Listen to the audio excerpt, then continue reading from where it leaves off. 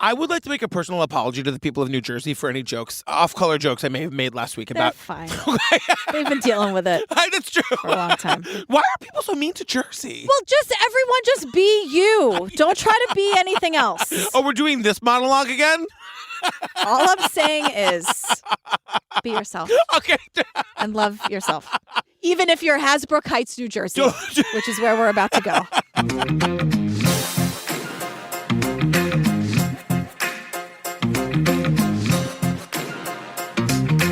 Hi, Jillian Benzavali. Hello, Patrick Hines. Oh, you guys. Welcome back to part 2. Listen, before we get to it, if you want more Jillian and me, join us on the Patreon. Over 300 full ad-free bonus episodes to download and binge right this second. Give it a select. Yeah, well, first of all, if you were on the Patreon, you got this episode last week because we did a double drop, right? Good for you. Yeah, good for you. Ad-free versions of these episodes. Then you get like the long-form series. You get The Vow. You get I'll Be Gone in the Dark. You get The Jinx. You get Making a Murderer. The Staircase. Serial Lorraine, Season 1. Yeah, the only podcast we ever did and ever will do.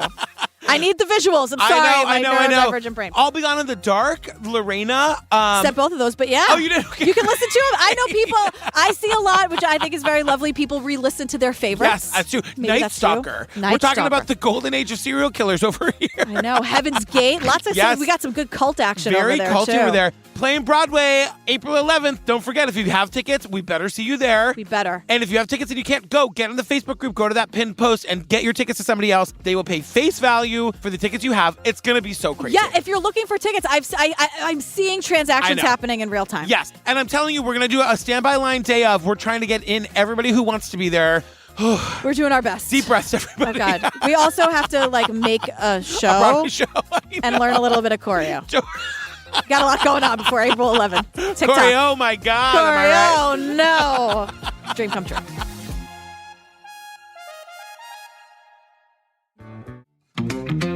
All right, girls, tell them what we're talking about today. So we're talking about Crime Scene, the Times Square Killer. Yeah. Now we are picking up in the middle of episode 2. And then can you do a little bbit like previously on? There's a piece of shit named Richie Cottingham. We've been calling him Richie Cunningham. The cot. We've been doing some Happy Days bits. The Fonz. Hey, that was the Fonz. So he's an asshole and he's targeting sex workers, and people wrongly don't give a shit about sex workers. So a lot of his murders have gone unnoticed or cared about. And where we kind of left off was that while we're focusing on Times Square, there's been a lot of murders there. There's been an equal number of murders and attacks in New Jersey where this guy lives. Right. And that's where we're going today. Because jurisdiction, people can't cross state lines. Again, it's across the river. I know. It's not far. And it's not Mars. New York and New Jersey, they're not talking about this, so they're not connecting the dots. Right. So now no one is safe ever, by the way. Ever. You're never safe. I could die. I could keel over. I know. And it will be no one's fault. No. But I could also get murdered on the way home. You could also be walking down the street and an air conditioner could fall on your head. Yeah. Do you ever think about that happening? I think about that all the time. I do, especially ever since I got hit by a car years ago coming out of dinner. My friend can't even talk about it. Oh yeah, I got hit by a car. Did you walk into the street? I was crossing. I had the light. I had the guy. You guys, finger in my face and everything. I was right. And it was a guy in one of those cabs that's not regulated by anything. Uh-huh. We used to call it the G-word cab. We don't say that say anymore. That word anymore. But it's one of those unregulated cabs, and he got out. He hit me. Hello, cold open, or welcome to the outtakes or whatever. I landed on the roof of the front, not you the roof. You did a full Lisa Kudrow? No. It was the hood of the car that he stopped, and I slammed onto the floor, the ground, the street, whatever. But thankfully, it was winter, so I was really bundled up, and the EMTs were like, that is kind of what saved you. And that was when the show Heroes was on. Do you remember that show Heroes? Because I kind of got up, and I was like, what? And these bros were like, you're like the chick from Heroes, the cheerleader from Heroes. Who was mean to me. Who was mean to you. Yeah. And my friend was such a wreck that when the EMTs came, they thought she was the one who got hit by a car because she was hysterical. Were you hanging out with me? Was it me? No, my friend Mary Kate Berg. And to this day, she hasn't gone to the restaurant. It's Fenestra on the Upper East Side. She can't go because she's so traumatized by what happened. And then we're walking. I kept my plans. I went to the bar. I don't even remember how this story started, but I am so glad we're here. Yeah, I don't know what happened either. We were in New Jersey, and then I'm saying my story. About how you can die at any moment. Oh, yeah, never It safe. always comes back to that. You can drop dead at any moment. Or get hit by a car. Or hit by an air conditioner. Anyway, it's May 5th, 1980. About 32 minutes away from New York City, in New Jersey. At the Quality Inn Motel. we're at the Quality Inn Motel in Hasbrook Heights, New Jersey. Housekeeping, which is like honestly a job that doesn't get enough credit for like what they could possibly walk into. I mean, and I worked in hotels for 8-9 years or whatever. These people work so fucking hard. So hard. You better be tipping them. Yes, and I'm telling you, they encounter bodies. Our first live show we ever did at the Yotel, the weekend before we did our show, there was like a situation where a maid encountered a body. Horrible. It was fucking horrible. So the maid went into room 132. Oh, God. She's vacuuming the room. Bunk, bunk. She's hitting something under the bed. She looks under the bed. There's a body of a naked woman with her hands handcuffed behind her back. The way they described this, I feel like they wanted us to laugh. Because they're like, Joe, I didn't like this, how this was handled. And Ron Howard, Richie Cunningham. Okay, get it together. She's vacuuming and she's like bumping up against something under the bed.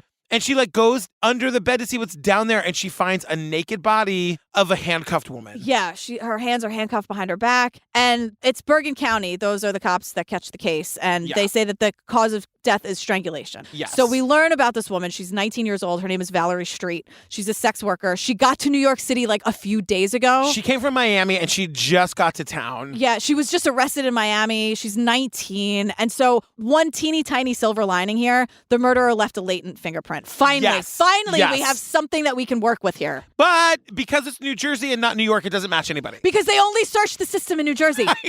Now, tell me. Okay. Her hands are over her eyes. I don't know what's going to happen. Anything can happen, you guys. I feel like Elmo, where he's like, this is the sticking point, Francesca. Rocco is a rock. But I feel crazy because if you know that she's in New York. Yes. Right? She just got to New York. Could you just try it? I know. I mean, maybe in 1980 it was like so horribly difficult to search those records, but can you do it anyway? They do tell us that there was no system. So people were examining fingerprints with their eyes. Right. Like they were doing it under microscopes. And I appreciate the hard work. Yes. But like someone died and her name is Valerie and like just do it. Then what did you show up to work for? You're not going to like do it. I don't understand. I'm not on their side. I'm just explaining. I'm so mad at like how many different ways these women fell through the cracks. Like, it's just infuriating. The law enforcement agencies in Bergen County continued to investigate. And that's when one of the detectives remembered a crime that took place over 2 years before, where a woman was murdered in the same fashion. This one other detective was like, oh, you know what? Now that I'm thinking about it, this does remind me of a crime that happened a couple years ago. Same kind of way, same place. Same motel. Quality Inn Motel. And I said, it literally takes somebody just remembering. Like, what if Bob wasn't on the case that day? Right, or what if he was, left early? Totally. God forbid. It's like, you would think that, like, the body of a young woman under a bed at a motel would stand out if it was today or 2 years ago. That is an unsolved case. Yes. Mind you. Yes. Or is it? Like, what are you guys doing all day in New Jersey? You know what I mean? Wishing they were in New York. I'm sorry. I want you to be yourself. I promised myself I wouldn't dig at New Jersey, but you have to stop. You make it so easy. So this other case back at the Quality Inn like a couple years ago, 2 years ago, her name was Marianne Carr. She was not a sex worker. She was a nurse. This was an open homicide from December 16, 1977. She was supposed to meet her mother-in-law for supper, and she didn't show up.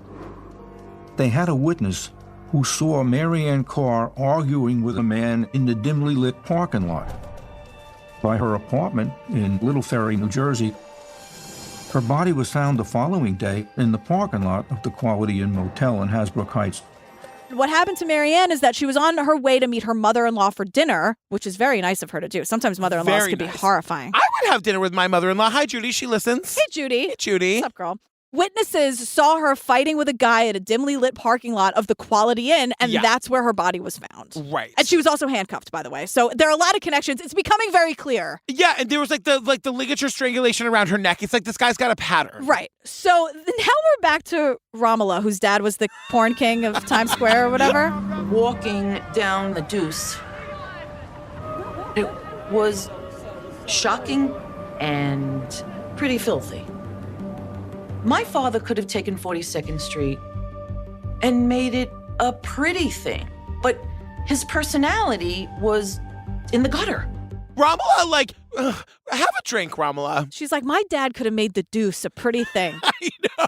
The Deuce is 42nd Street, by the way. And she's like, Yes. but no, his personality was shit, so he dragged us all down with him. But this is what I'm saying. Romola, like, she loves that her dad was the porn king of 42nd Street, but she also thinks the work is gross. Does she? I don't know. Or like, is she doing it because there's a camera in her face? she is sitting here in leopard print, so anything is possible. Like, he was the porn king of New York. Her book is about the princess of Times Square. Right. So it's like, do you love it? I'm just saying, if you are so horrified by what you saw in Times Square, don't go to the Village. Yeah. Don't go to the Village, And girl. I also think if you grew up in that life, Uh-huh. it's not, you're not so precious about it. Totally. If that's how you grew up and your dad was the porn king, because now she's like, oh, he loved pushing the envelope. Yeah. And so now he has live sex acts, which is people having sex on stage with everybody watching. And Michael Lawrence is here. I will just say this actually is mind-blowing to me. Having like a live sex show, that is surprising to me. And Michael Lawrence is here to spill all the tea. He wants to tell us everything. At Show World, my wife,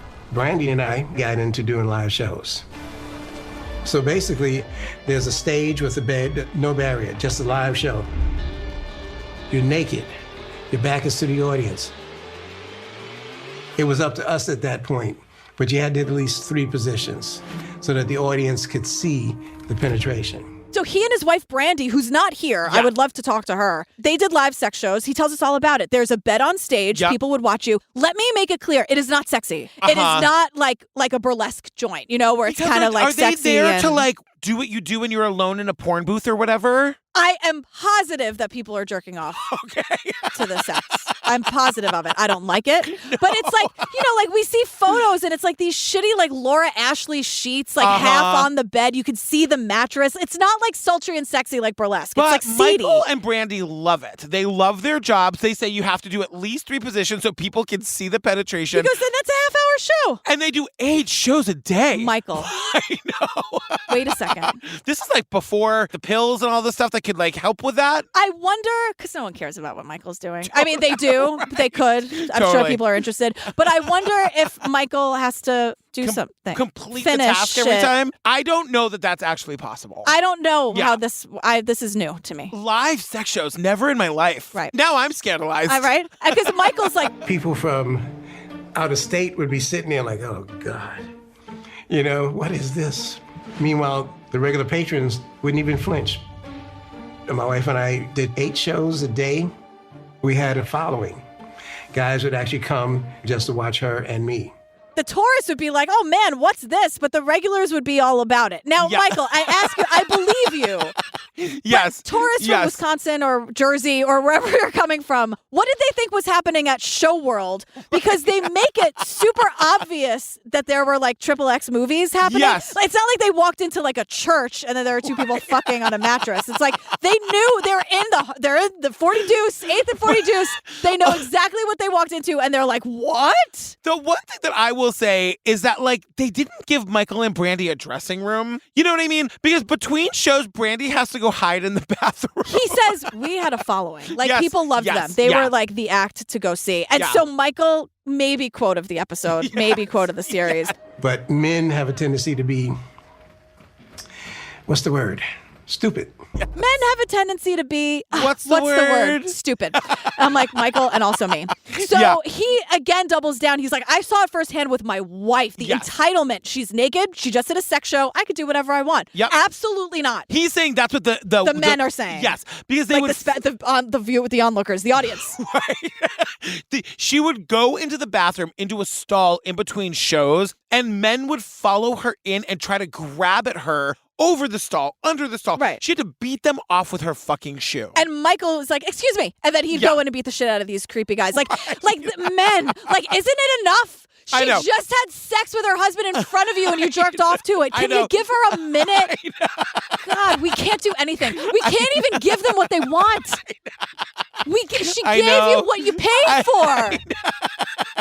Also, she has to pee after she has sex. Yes, I listen, we used to make those Eucora ads, I know. So you got to do it. Yes. And Michael's like, look, you're either a victim or a predator. That's sort of like the vibe here, right? Except for Michael. Michael seems pretty great. I love Michael. Very honest. But Brandy's not here, so who knows? Who knows? You know I hope mean? she's okay. Can someone, could you tell us where she is so we don't have to worry that you killed her? Joe, you've been making you know how much on-screen text you had in the Paradise Lost documentaries? It was so helpful. So much of it. It takes 2 seconds. 2 seconds, Joe. A little bit of context. I've heard that Joe is very precious about feedback about his documentaries. I've heard that too from a number of people. So we will see. Ron Howard, I'm talking to you too, buddy, because you're involved in this. I gotta say, I actually really like this documentary, but I'm always gonna have feedback, Joe. Always. Yeah.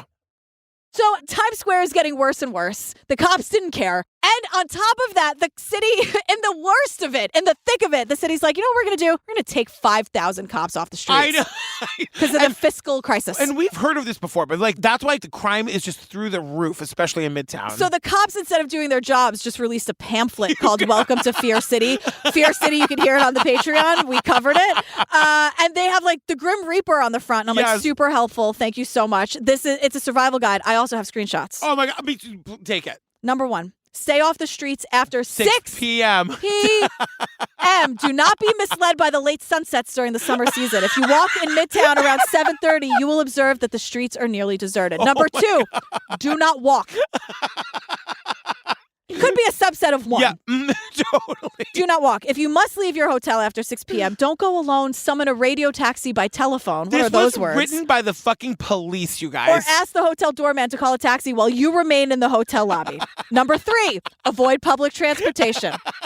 Subway crime is so high that the city recently had to close off the rear half of each train in the evening so that passengers could huddle together and be better protected. Number 4, remain in Manhattan.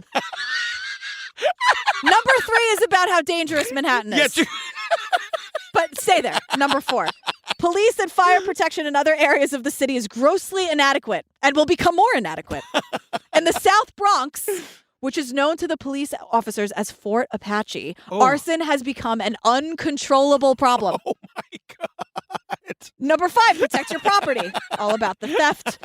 Again, number 6, safeguard your handbag. Those are the same things. Number 7, conceal property in automobiles. Which is it? Which is it? Then it ends with the words "good luck" and a picture of the Grim Reaper. Then suddenly, we meet this guy, Sidney Baumgarten, who's the assistant to the mayor, and he's like, all right, we got to do something about this. The Fear City pamphlet isn't working. We had identified 450 illicit establishments, massage parlors, topless, bottomless bars, drug dens, all the illegal activities that were going on. I said, this guy, Sidney, is no fucking fun at all. No. He makes a list of all the sex parlors and all the stuff that is taking Times Square down. And he makes it his personal mission to shut each one of them down. He identified over 450 illicit establishments. And now, with signs like the filthiest show in town, I can't imagine these places are hard to find. Right? He's talking massage parlors, topless and bottomless bars. Naked bars. Drug dens. I'm like, all right, the drug dens, I understand, right? See, now to me, they're shutting them down based on how they had electricity wired. Yeah. They're finding technicalities. Yes. And I'm like, wait a second. The drug dens, you're looking for technicalities for the drug den? Right. Or the sex working spots. You know what I mean? If it's so illegal, right, then it just feels like you're going to get them on the equivalent of stealing someone's internet. Well, and I will say, he gives the example of a massage parlor that was stealing electricity from their neighbor. And so Con Ed shut it down. So the massage parlor started using candles. So the fire department comes in and shuts it down. And I said, in fairness, that does sound very dangerous. It's incredibly dangerous, but you didn't need to do all that. Imagine putting all that effort into actually doing your job. I know. Instead of finding ways to make them break their permit or whatever. Oh, guess who's super mad about it? Marty the porno king. Marty's like, this is worse than the Salem witch trials. I think that it's such nonsense. What is going on today is such nonsense, and all the money that's being spent. We're going to look back at it as we look back today on what Massachusetts did to the witches up there in those days. It's like how they got those witches up in Massachusetts. Get a grip, Marty. Come Everyone on. needs a drink. That other guy, the one who's shutting down all the parlors, he needs a drink too. And also, Marty's loving every second of Totally. this. He's like, I'm public enemy number 1. He was arrested 12 times. He always got off. But you know what he couldn't dodge? Tax evasion. Pay And your fucking taxes, listen, everybody. I'm telling you, this is what keeps Shirley and I up at night because we work for ourselves. I'm not going to prison over a piece of paper. Also, IRS, just tell me what I owe I you. know. I will just tell me. I will pay all of the money that I make to the IRS. I will do this for free. I've said this. Look me in the eyes, Pensavalli. I cannot go to prison. Over a piece of paper. For any reason, I cannot go to prison. But especially a piece of paper. Especially paper. Just tell me. I'm cannot happy go to pay jail. it. Yeah. I will pay. Just tell me. Don't make it so complicated. No, you I want know. me to go to prison, IRS. I can feel it. Not for that. I wouldn't do well in there. You wouldn't. I would not do well. Neither of us, we would not survive. Is there a homo tank? Like, would I get to go to the homo tank? I don't think that's fun either. Okay. I also feel like if they're making podcasts in prison, Yeah. maybe they can listen to podcasts in prison. Maybe. I've said a lot of shit about a lot of people. I know. I would not do well. We can't go to jail, girl. We can't go to jail. prison. Oh my God. Anyway, back Michael, the live sex guy, Michael and Brandy. My arrest record runs 8 times for doing the live shows. He's like, I was arrested 8 times. Like, sex workers are arrested constantly. What are you talking about? The electricity and the fire permit. I know. Like, we were arrested constantly. And can I also just say, they don't mention it barely at all. The number of male gay sex workers in Times Square rivaled the number of women. Yes. And trans people. Yes. They only mention it one time. Yeah. But we're not talking about that at all. We're only talking about the women, which we should. They deserve to be talked about. Yeah. But like, this was a problem in the gay community too. Yes. We touch on it a little bit more later. Yeah. Hey, Dominic's back. Guess what we learned? Richard was a leg shaker. Of course he was. You know, they bounced their leg all day Totally. long. Dominic goes, it drove me nuts. So even worse than the leg shaking, because it gets worse if you can believe it. He was talking about taking girls from New York, bringing them to this hotel in Jersey, and drew this complete diagram of the Quality Inn hotel. The entrances, the exits, the easy ways in and the easy ways out. He told me you would go there with a date and then slip out whenever you wanted to and leave the girl completely undressed, no money. Richard is telling Dominic about picking up sex workers, bringing them to a motel in New Jersey, getting them naked, stealing their money, and then like tying them up and leaving them with absolutely nothing. And I mean, it's fucking unbelievable. Like, it was fun to torture these women, even psychologically for him. So he was also telling the guys at work, like, oh, I drug them and it's so much easier and blah, blah, blah. So Dominic is like, I know what you're thinking. I know you assume you'd say, like, what a sick son of a bitch this guy is. But Dominic was like, you have to understand the stories were so ridiculous. We didn't believe him. And that makes sense to me. Like, I he's get a that. family man. Yeah. He works all the time. Like, he says, he's like, when did he have time to do this? Totally. He had a full life. He had a job. He had a family. Like, did he sleep? I know. So at first you're like, all right, it's weird that you want to brag about this shit, but you didn't even do it. You're like at home with your wife. What are you talking about? Well, speaking of the wife, she eventually figures out that he's like out there buying sex work and she files for divorce. Yeah. We never get her name. Nope. We never see a picture. No. I hope she got on with her fucking life. Yeah, good for her. Like, Joe, I don't want to be involved. She's not returning Joe Berlinger's phone calls. Totally. But I'm thrilled because his life is starting to unravel. Yes. To which I say, good. Totally. So remember, there are 2 jurisdictions at play, New York and New Jersey, apparently Yes. on the opposite sides of the planet. Exactly. It's across the river. Yes. And believe me, it feels that way sometimes, that Jersey is a world away, but all it's right, not. okay. Oh my well, God. that was the last one. So then we learn about Leslie Ann Odell. Leslie Odell was a 19-year-old girl. She had come into town through the Port Authority building. There are so many runaway kids at this time who were showing up at Port Authority on a bus, trying to figure out how to survive. And there were a lot of men who were looking to exploit them by turning them into sex workers. 19 years old, once again, comes to New York City via the Port Authority. Sometimes, somewhere my mom's like, see?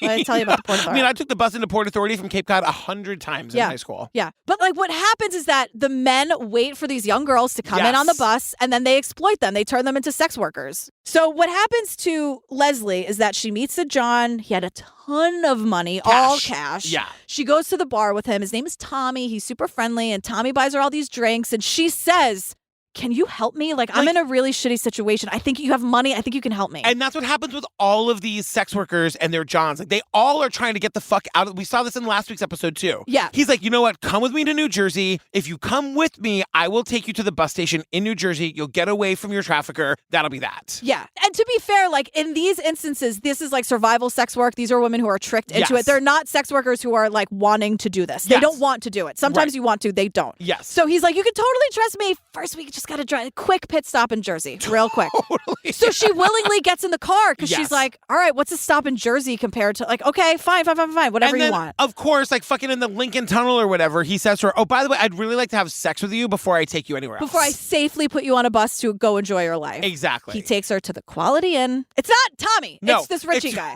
Right? It's Cottingham, in case you guys didn't know. Right. Yeah. So the he, leg like, shaker. Like, of course. Of course.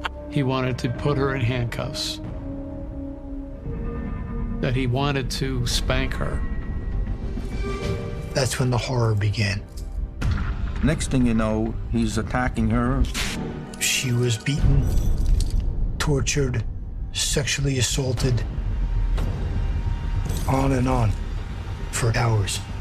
He has her handcuffed, of course. He takes off the handcuffs and points a gun at her. Leslie grabs the gun. You guys, she gets the fucking gun away from this guy. Hero. She points it at him and she pulls the trigger. Yes. Fuck yeah. She's going to kill this guy. But no, it's a fake gun. Like nothing comes out of it. And so now he's lunging at her with a knife. She screams bloody murder. One of the housekeepers hears it. Probably still traumatized from the murder of Valerie Street, honestly. Yeah. Because it's like, holy shit, here we go again. But you know what? She comes to the door to investigate and... They actually send somebody to the door. And they said, is everything all right? Leslie went to the door and he warned her to tell them that she was okay. She managed to get the door open just a wee bit, enough to make some kind of a hand signal. Cottingham says to Leslie, you fucking tell them everything is fine or I will kill you right now. And I guess Leslie's able to open the door enough and make a hand gesture that's like, I'm not okay. We don't know what she said, but it was probably like clear that she's not okay. And that's how this episode ends. Yes. Episode 2. Is that right? Yeah. I remember being like, well, thank God we're doing them all in one day because I would need to know what happened next. I must know. So the next episode is called The End of an Era. I don't appreciate the wistful tone. Oh, the end of an era. I don't like it, Joe. I thought the same thing. I was like, end of an era? Are you talking about the golden age of serial killers? Is that what we're talking about? Depending on who you're talking to in this documentary, they're like, yes. So anyway, Leslie makes the hand signal. It works. Also, like the blood-curdling scream probably tipped them off as well. And so right away, they called the police. At this point, he's in a panic. He knows the jig is up. He's got to get out of there. He attempts to make a run for it down the hallway. All of a sudden, a Hasbrouck Heights police officer came in, drew him down. Told him to stop, raise his hands, said, if you don't stop, I'm going to blow you away. He drops everything he has. We're talking zip ties, ball gags, tape, sex toys, handcuffs, fucking sedatives. Of course. Like, oh my God. So just like standing there in the middle of the hallway. Like, oh no. Like, did you drop this? I know. Asshole. So Leslie Odell tells them everything. Yes. Rape, torture. She was terrified. But what a fucking hero. Like, because of her, oh my we God. get to the end of this Oh thing, my God. You know?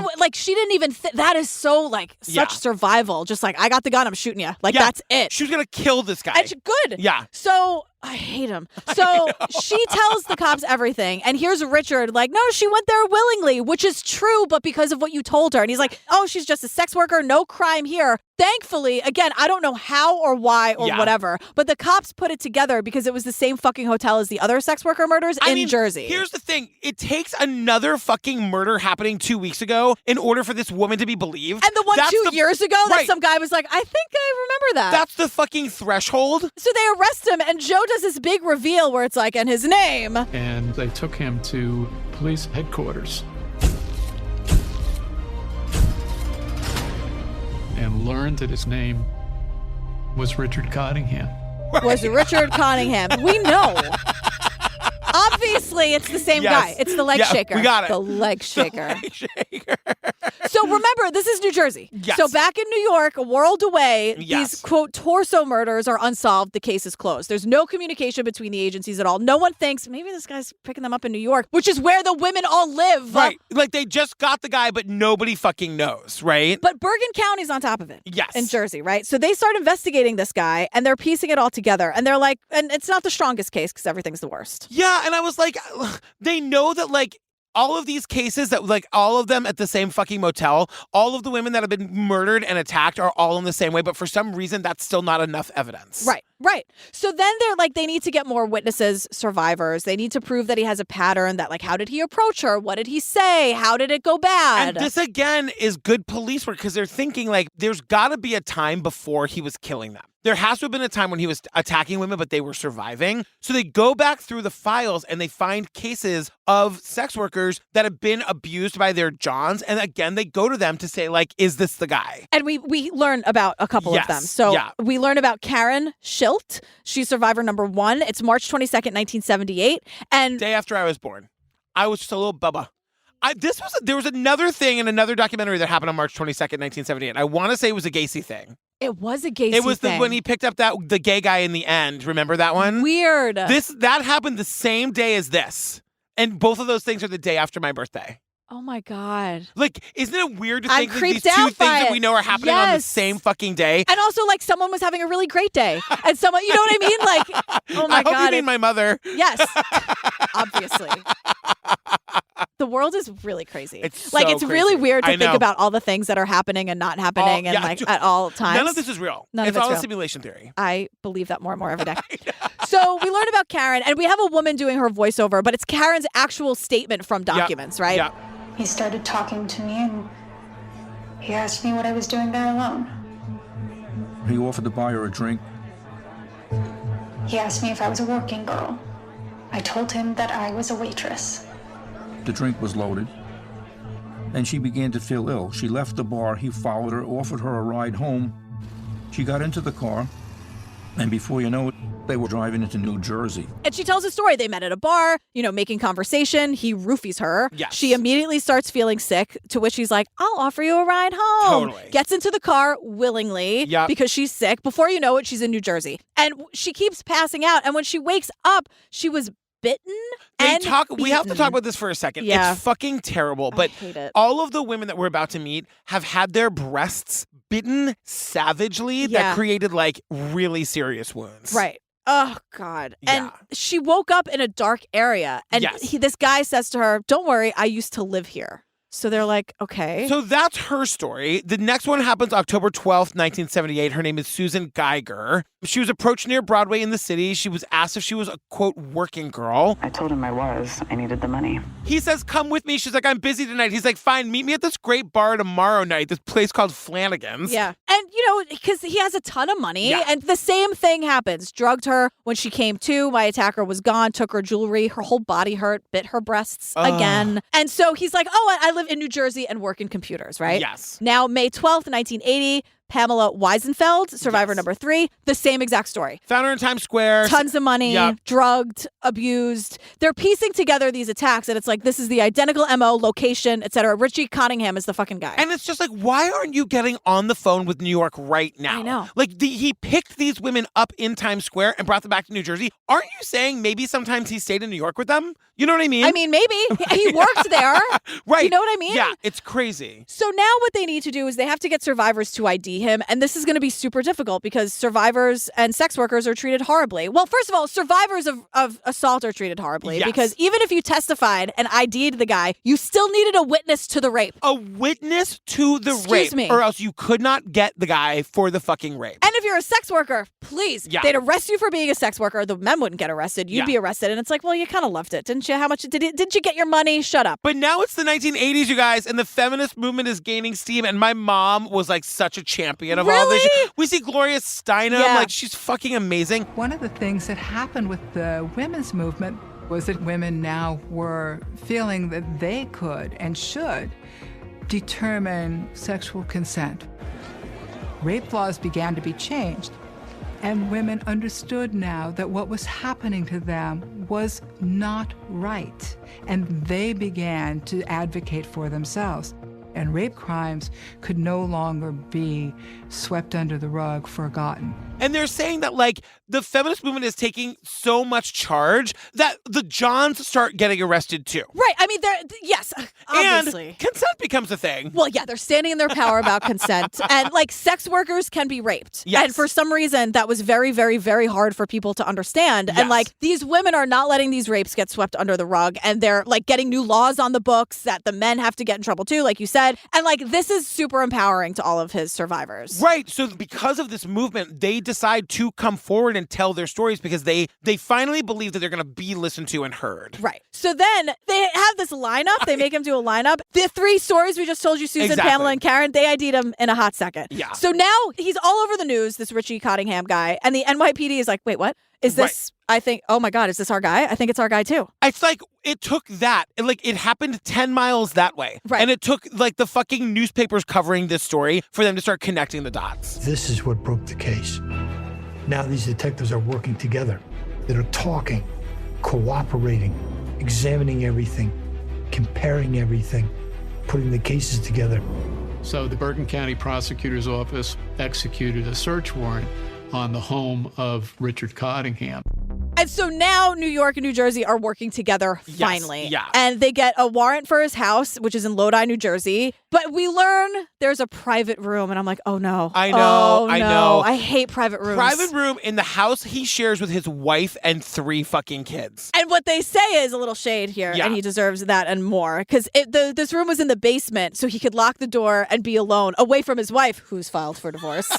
They let us know. You know what? Sandra was happy about it too. She was like, get away. I'm going to get away permanently. Sign these fucking papers. Here's my private room. It's the rest of the world, you asshole. Oh my God. So, like, here's what's down there. They have, quote, pornographic artwork, adhesive tape, S&M books, women's clothing, purses, and trophies. And a fucking vault. So this guy's got like a lockbox vault. And they find that woman, Marianne Carr, like one of the victims. They find a key to her apartment. They find a little stuffed animal that belonged to Valerie Street. It's a koala pin. Yes. And there was something about it. It's like a really cute little koala pin. And there's something about seeing it where I like burst into tears. Like, I want to know, and I also don't want to know the psychology behind the serial killers, what they decide to pick for the trophy. Yeah. Why that? I also just want to say, too, it's not koala bear. It's just koala. They're marsupials.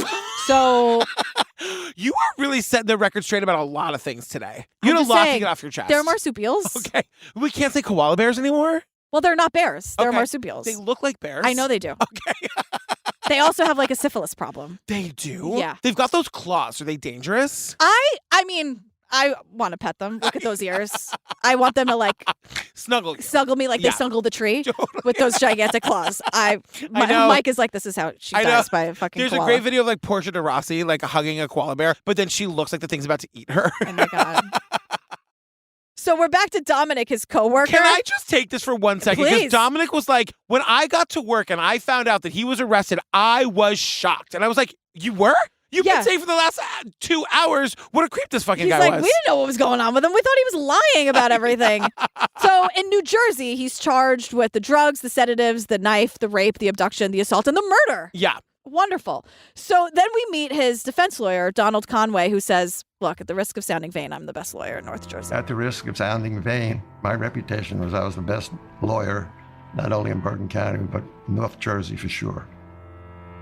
Every time a newspaper article would refer to a significant crime in the county, I was waiting for my phone to ring. And like, bring, Richard's mom calls him, and she's like, my son's innocent. He didn't do anything wrong. You gotta defend him. Listen, Daisy, you murder somebody, I am testifying against you. You're going down, I girl. love you. I'll come and visit you in prison. I'll never stop. But I'm not going to fucking defend you if Like you're a how, murderer. like Daisy, honestly, like I know she didn't do anything yet, but like, what are you thinking? I know. What, like, We've don't made do it that. so clear. I know. We don't want anyone to do that. Right. Put us out of work. Put us out Daisy, of work. don't be part of the problem, please, girl. So, May 19th, 1981, it's trial 1, and this trial is covering the crimes against and like the murders of Valerie Street, Susan Geiger, Karen Schilt, Pamela Weisenfeld, and Leslie Ann Odell. Right. So Dennis, the prosecutor, is arguing that he had a signature, right? The abduction, the handcuffing. And apparently someone tells us this is the first time this has ever been argued in court, that like a serial killer would have a signature. And so because the point is like, and then he would have like, he would run a knife over their bodies to just make them terrified. And like the point, the thing that makes it a little advanced is that sure, the crimes were committed in different ways, but the signature is the same. Exactly. So maybe he strangled her, or maybe he shot her, or maybe he decapitated them. But like what led them there was all the same. And that was like pretty advanced for the time. Yeah. And all of the women that we talked about earlier, the ones that are still alive, they all testify. They testify to the beatings, the biting, the threatening, the torture. This is like so amazing and so scary and so incredible that they did all this. And also to like so vulnerable for them to say like, yes, I was a sex worker. Yes, I wanted to get out of this life. Yes, I went with him because I needed to. And this was probably also a first on that front. Yeah. You know what I mean? Like sex workers, remember like in the earlier trial when the two sex workers didn't show up for the case against him? Yeah.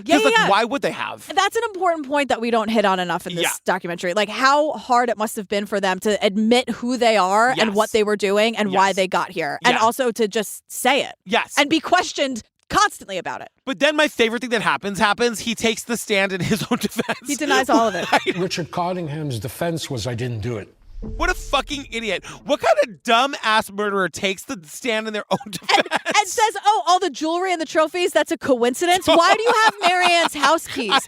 Why do you have the koala, Valerie's not bear, koala? The koala marsupial pin. Why do you got it? Oh, I burst into tears. That fucking broke my heart. So then he's like, okay, yes, I was a lousy husband. I love the nightlife. I got a boogie. Okay, I paid sex workers, whatever. So he's just trying to say, like, I'm a cheater, but I'm not, like, a sadistic psychopath. Yeah, and so, like, the other thing, too, is that his alibi is that I couldn't have done this because I was at work. You guys, guess who's here to save the day? His coworkers throw him under the bus. He so deserves to be run over by. Other guys in the office were afraid to testify against Richie because they were in fear that Richie might do something to them or their family. But I wanted to hang him by his balls. And that's the reason that I wasn't afraid to testify. His alibi for a lot of these murders, I was working. And then I told the prosecutors, they said, look, I can tell you why he wasn't there. Dominic is here because the other coworkers were afraid to testify. And he says, I wanted to hang him by his balls. Right. So his alibi was, I was working all the time, right? No. So Dom tells us about how Richard would cheat the clock. He would hack the computer. Again, in 1980, the computer is as big as one whole floor in the building. Totally. He would hack it. So he would make it so that like 10 minutes was 10 hours. Right. So he was not actually at work, but the time, the punch card made it look like he was. And like, honestly, who understood computers at that time? Who understands computers at this time? Like, the computer says so, it must be true. And Dom is like you, assuming that everyone's like at a Broadway show or just at a party, because Dom's like, I didn't know what he was doing when he was cheating the clock. I just thought he didn't want to sit in his cubicle. He goes, murder was the last thing on the list. He didn't think he was doing any of that. So he's fucking found guilty, and his mother blames the lawyer. You know what, lady? Now I'm going to blame you. I know. I hate blaming the mother. Remember before when we were saying, like, are we still blaming the mother on creating the serial and then killers? Like, oh, she's trash. Yeah, she's totally trash. So that's trial number 1, found guilty, thank fucking God. Yeah. Now, trial number 2 is in New Jersey for Marianne Carr, guilty. Yes. Trial number 3, 1984 in May, New York for Dita Godarzi, who started this, Jane Doe and Jean Rayner, guilty. Can I just say, though, that Dita's trafficker, what was his name? James? Yeah. Dita's trafficker, James, was waiting for this fucking piece of shit in the hallway and beats the living shit out of this guy. Like, you don't want to, like, feel anything nice about the traffickers, but, like, that guy needed to get the shit kicked out of him at the very least. Even as they're dragging the trafficker off the killer, he's like, let me just punch him one more time. Look at his face. I just want to get him right in the face, right in the jaw. So he's sentenced to like 200 years in Trenton State. Amazing. Vernon the cop, your boyfriend Vernon, we haven't seen him in a long time. My Vernon. He goes to see this guy and asks him to identify the Jane Doe that was with Dita. And he just like laughs and chuckles and won't do it. And so 30 years go by. And he doesn't say a word to anybody. But like literally doesn't write a letter. I'm assuming his family never came to visit him because like he's in prison and does not speak to anybody. He's like, Mom, stop. All the guys are hearing that you're calling me all the time. That wife took the kids and ran. Thank God. God bless him. Change your names. So it's 2009. Yeah. And we see him. He looks like shit, by the way. He looks like shit. As he should. Yes. And so we meet Nadia. I thought it was Nadia, but she introduces herself. It's Nadia. Yeah. And she interviews serial killers to discover the deeper side of them. Now, in that podcast I was telling about the last episode, we learned that Jennifer, she like sees this interview that Nadia does, and that's how she gets the idea to go and like kind of quote befriend this guy. Right, because what Nadia does, it works. Yes. She gets him to confess something he hasn't done ever. Because she says, I asked him why he committed so many murders. He never acknowledged that he ever did any of the murders, but he answers her question. It was a game to me. It was mainly psychological. I was able to get almost any woman to do whatever I wanted them to do. Psychologically, or through the threat or the implied threat. And he says it was a game, it was psychological, I could get any woman to do whatever I wanted. I was a god. To say that out loud, I know. it's fucking crazy. And in the tone, and it's just like, you know what? I don't really care about this guy's fucking feelings. Like, I don't need a deeper understanding of him. No. He hates women and he wants to be in control. The end, I solved it. Like, I don't care. Right. We don't need a profile. We know. Like, I really don't give a fuck about this guy's feelings and what his motivation is. It's very clear. Totally. So we're back with Barbara, the sex trafficking survivor. She's the one who says, like, I was trafficked for 13 years, and the average lifespan of someone in my position was 7 years, and so she's never met anyone from that time. She was also on the street. So the whole time I was in New York City, I had no identification, no social security number, no birth certificate, nothing, no identifying anything. She goes deeper into that. She's like, I didn't have an ID. Yes. Like, if she died, no one would know who she was. She would have just been a Jane Doe because her trafficker wouldn't let her have an ID. Right. Well, because of course not. Yeah. And so we learned that a lot of sex workers who were killed were known as NHI, which stands for no human involved. I don't really understand what that means. No human involved in what? Are they calling them not human? Yeah. Like it's not important. Uh-huh. Like if you watch Succession, NRPI, no real person involved, that's also part of it, where it's like, no one is going to care. No one's asking. Right. There's no ID. Yes. There's no social security number. No one cares. Yeah. Like, let's not report it. And then the crime numbers will be okay. And it's like, that's like why they did that. It kind of benefited everyone if we just sort of ignore all this. It's crazy because it's like, then why did they care about solving this murder so much? It is, it's weird. Yeah. It is weird. But we're back with Jennifer, who's Dita's daughter. I think it's awful when a killer kills someone and thinks they're going to get away with it. And if there's up to 100 women and children that Richard killed, he was going to go to the grave with all these cold case stories. And I just can't fathom that. So I wanted to learn more, and I knew I could only find out more from Richard himself. She says, like, look, if he really killed 80 women, I wanted answers. Yeah. And another thing in the podcast, she wanted to know what became of her mother's head. And she, like, that was one of her big reasons for reaching out to this guy. And, like, she says she exchanges friendship for information. And she says, now, look, we're not really friends. She's kind of juicing him for information. Yeah. But she works with him to close cold cases for murders that he's never taken responsibility for until Jennifer. Like Nancy Vogel is one. That's a name that they tell us about. And Yeah. so he's like, like teenage girls, like from 1968. Like Yes. this guy was only on the radar maybe like this 1973, 1974, and then 1980, but like 1968. And we get all these names. It's Denise Velasca from 69, Jacqueline Harp from 68, Irene Blisset from 1969, Marianne Pryor from 74, Lorraine Marie Kelly from 74. Like, it's possible that he really does have 80 victims out there. It is. It's super possible. So nobody was looking. Nobody was looking because, like, that's the thing, right? So he started out with teenage girls in the suburbs, not sex workers, close to home. Yes. And it's true. Like, then he expanded. Then he progressed to sex workers in Times Square, and he got away with it because no real person involved and barf. And so, like, Dr. Melinda ends it, and she's like, look, the sex workers I've spoken to, and that's her job, right? Yes, To be an advocate for them. According to the sex workers she's spoken to, the biggest problem is that it's illegal. Right. So if we decriminalize it, it's the first step to creating regulations, which is like on their terms, by themselves. And it's a safety issue. Right. Like, it just seems so crazy to me that it's like, wouldn't you want to just, it's like, no matter what you think about it, it's just keeping a human being safe. They don't get into it here, but there are arguments for why we don't want to decriminalize sex work. Yeah. There's maybe we destigmatize sex work and we help sex workers? I don't know. There are definitely arguments to be made on the other side. There's just got to be a way to keep these women safe. If you decriminalize sex work, women can still be forced into it now legally. Well, that's the dangerous part of it. Yes. You know, like there's still a wet, like children and, you know, there's got to be. But regulation would solve a lot of the problems. I think it's what everyone is saying. Right. And at least like keep having the conversation. Let's get a little, you know, because then, and it ends with on-screen text. Thank you, Joe.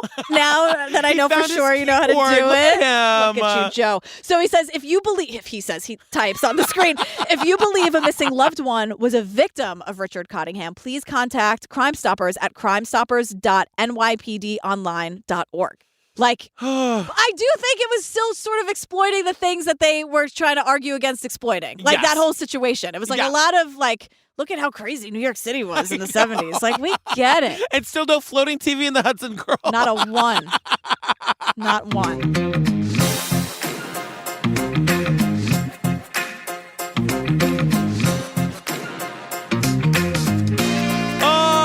You guys, we did, what's it called? Crime Scene, the Times Square Killer. That's right. I thought this was really good. I really, really liked it. Go watch it. I thought it was real interesting. I learned a lot. If you want more Jillian and me, you guys join us on the Patreon. Over 300 full ad-free bonus episodes to download a binge right this second. Right now, like this minute. Yeah. Like this very second. Don't forget, playing Broadway April 11th. I'm going to say it every week until we get there. If you're looking to sell the tickets you've already purchased, get in the Facebook group, find that pinned post. We're going to do a standby line day of. We want everybody who wants to be there to be there. Yeah, and hopefully luck and timing is on your side if you want to get a ticket. Yes. Maybe you can be on the thread when someone's selling them. I don't know. I don't know. We want you there. Join the Facebook group. I don't know what else to say. What are we doing next? Girl. What is it? Beanie Mania. Yeah. Oh! Everyone's been screaming about it. I remember I used to work at a gift store on Cape Cod during Beanie Mania, and I had a list of people to call as soon as the beanies came in. Maybe you know some of these people. Oh, maybe. Because that's the thing. It all starts in a cul-de-sac in suburbia, and then it's like Beanie Mania. It's like oh my the God. fucking LuLaRoe for stuffed animals. And like the moms cared a lot more than the kids did. course. It became all about the moms. Crabby. These women in the cul-de-sacs. And some of the Beanie Babies are super cute. They are very cute. The frog is really cute. We love you guys. Stay tuned for the trailer for Banini Mania. Baninis. The outtakes from this, which I can only imagine will be bonks. Yeah, and Jersey, I'm sorry. Be yourself. Okay. Be you. All right. We love you guys. We love you. Bye. The biggest toy craze in history.